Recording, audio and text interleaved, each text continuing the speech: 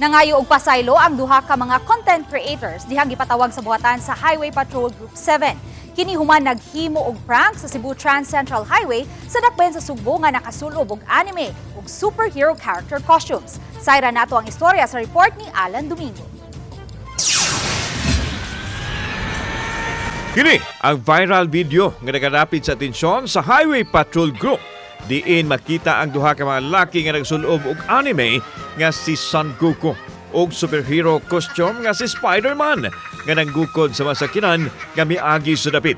Nahitabo kini ni adtong Oktubre 27 diin pang-content lang matud pa ang gihimo nining duha ka mga content creators. Apan gihulagway sa opisyal sa HPG7 nga delikado kaayo ang gihimo nila nga posibleng musangpot sa aksidente sa mga motorista, ilabi na niadto makalitan og mahadlok sa ilang gihimo. Nakaani usab kini uma pagsaway sa social media dihang gi-upload nila ang video. Subay nini nangayo og pasaylo ang duha sa ilang gihimo. Ako rin si Leonelo aka Boy Banat Sangguko. Ngayon po dipinsa kay kadalasan sa mga content yun. Ngayon kong pasaylo sa mga fans ako diya, mga nagbasta ako kay umikabalo mabawal gyud dito. Nya ako pag-isad niya din ako tutron niya content. May ibaw nga sayop na dito kay sana makakuos makabala sa mga laing tao mga motorista.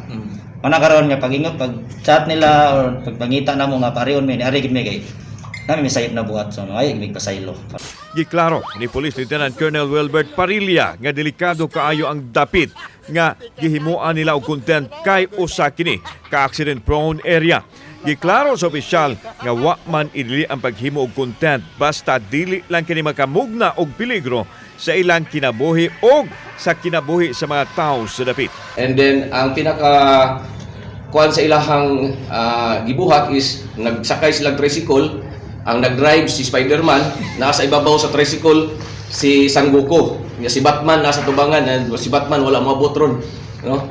So muna nga ato ni silang ipatawag just to inform them nga dili na nila pusbon. Kauban si Clover Lumayag, ako si Alan Domingo. Balitang Bisdak.